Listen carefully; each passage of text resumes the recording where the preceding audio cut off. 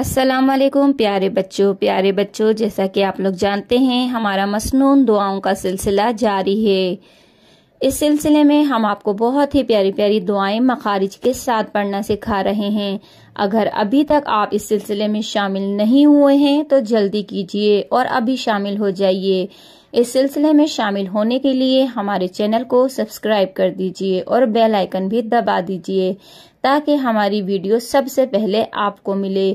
اس video کو اپنے تمام دوستوں میں شیئر کر کے اپنے لیے صدقہ جاریہ بنائیے۔ چلیے آج کی دعا یاد کرتے ہیں۔ تو پیارے بچوں، آج جو ہم دعا یاد کریں گے وہ ہے مریض کی عیادت کی دعا۔ تو پیارے بچوں، جب بھی ہمارے گھر میں یا اسپتال میں کوئی بھی بیمار ہوتا ہے اور ہمیں عیادت کے لیے جانا ہوتا ہے تو وہاں جا کر ہم یہ دعا پڑھتے ہیں۔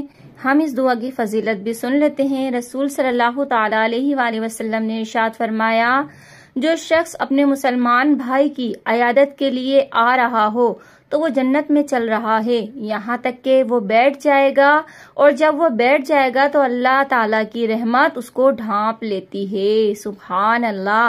اگر صبح کا وقت ہو تو شام تک 70,000 فرشتے اس کے لیے رحمت اور مغفرت کی دعا کرتے ہیں۔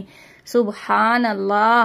اور اگر شام کا وقت ہو تو صبح تک 70,000 فرشتے اس کے لیے دعائیں کرتے رہتے ہیں۔ سبحان اللہ۔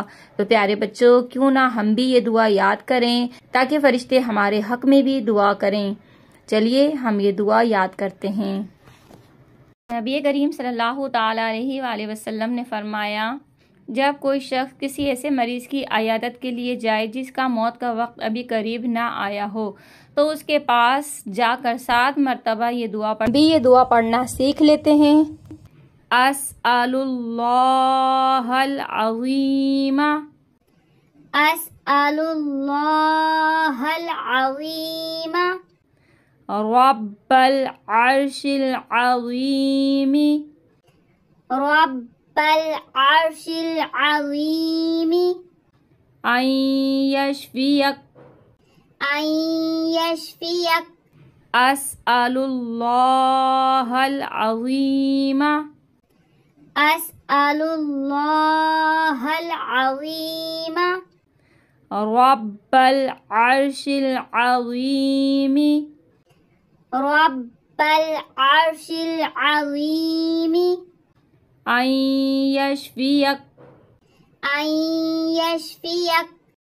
ترجمہ بھی سن لیتے ہیں۔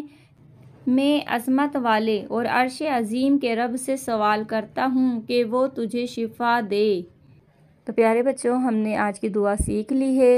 اور اچھی دعائیں سیکھنے کے لیے آپ ہمارا چینل دیکھتے رہیے گا۔ دعاؤں میں یاد رکھیے گا، اپنا بہت سا خیال رکھیے گا۔ آپ کی باجی، اللہ حافظ۔